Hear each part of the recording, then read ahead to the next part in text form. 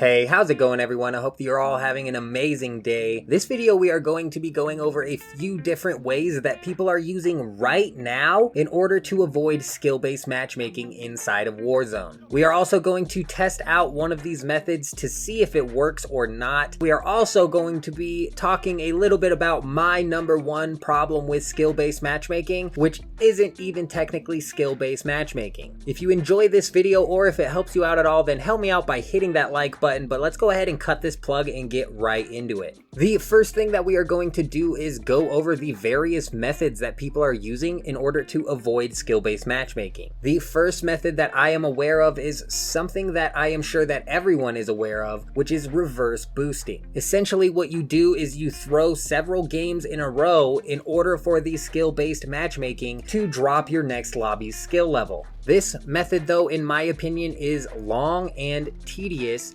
not to mention the fact that it involves trashing your stats, which I personally am just way too competitive of a person to partake in this method. But the next method I am going to go over involves using a second SMURF account to actually load into the lobbies that you are getting into. So essentially, if you are at a 1.3 KD and the SMURF account has a 0.3 KD, it will average the both of your KDs when it finds you a lobby, which in turn is going to lower the rank of the lobbies that you get put into. This method takes a little bit of organizing to pull off though, and I personally have not tried it yet because I'm just way too lazy to go about the process of setting all of that up, but I'm sure that you could develop a rhythm of sorts that makes this method a little bit easier to do. Moving on to the next method though, which is one that will actually cost you money to do, and that is the NETDUMA router.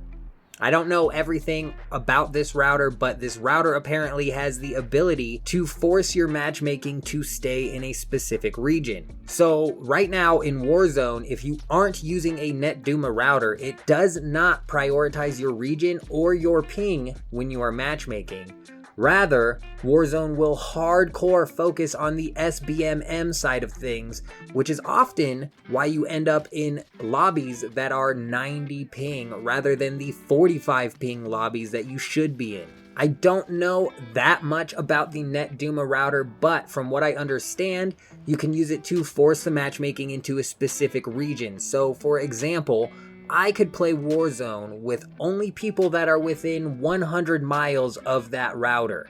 This would obviously extend the time that it takes to find a match, but it would force lock your ping, and apparently it could also be used to place you into quote-unquote easier regions, because from what I understand is the router can place you from like Central America to say Hawaii or Europe, but not have your ping be affected.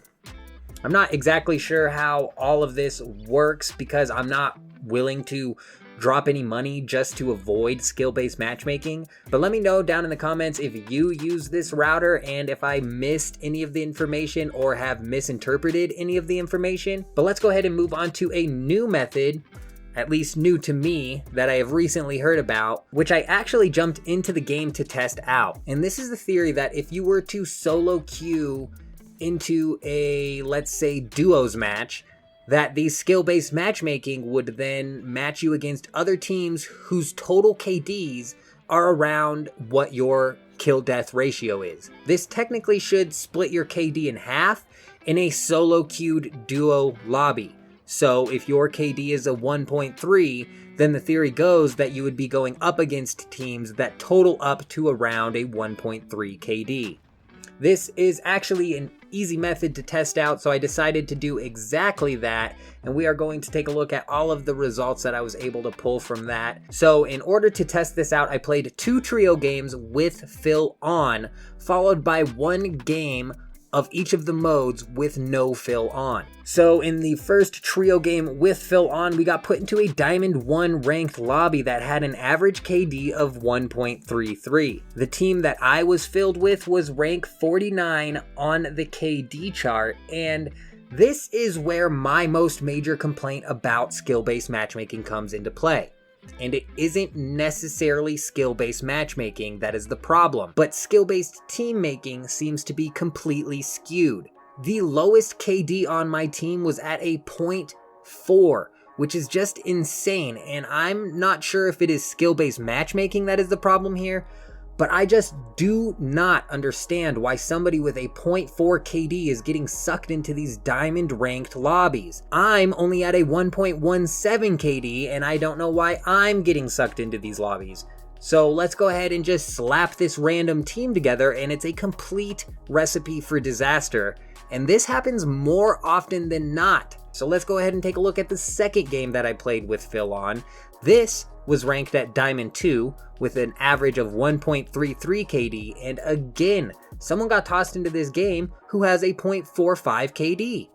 Surprisingly, with this game, my second teammate was at least on or around my skill level, and we ended up not having a terrible game, the two of us. And I mean, it happens again and again and again, and I just feel worse for the people who have a low KD who are getting sucked into these super sweaty lobbies than I do for myself. I mean, honestly, I feel worse for the people who have a 0.4 KD getting sucked into a diamond rank lobby. That cannot be fun for them at all. I'll show you an example at the end of the video of some games that I've played recently, which just further show that the skill-based team making when you play with randoms seems to just absolutely, I don't even know where the problem's coming in here. But let's move on and talk about the other games and see if playing with no Phil on has any sort of effect in the skill-based matchmaking. So just for the sake of testing, I also ran a solo game, which obviously doesn't have Phil, and for some reason already there was a difference in that this was ranked at a Platinum 2 lobby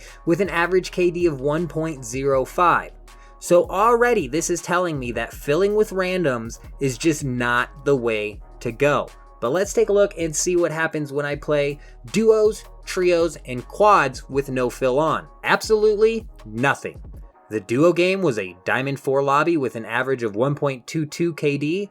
The trio game was a Diamond 4 lobby again with an average of 1.2 KD. And the quads lobby was a Diamond 1 lobby with an average of 1.47 KD. So this method to me seems pretty debunked, and I guess I'm just going to be playing solos whenever my buddies are not on. I don't know. Let me know down in the comments if you guys are experiencing the same thing. Also, if you want to be notified when more content drops, then be sure to subscribe. Also, let me know down in the comments which mode you guys like to play the most, and if you play that mode with randoms or not. But other than that, I hope you all have an amazing day. I'm out.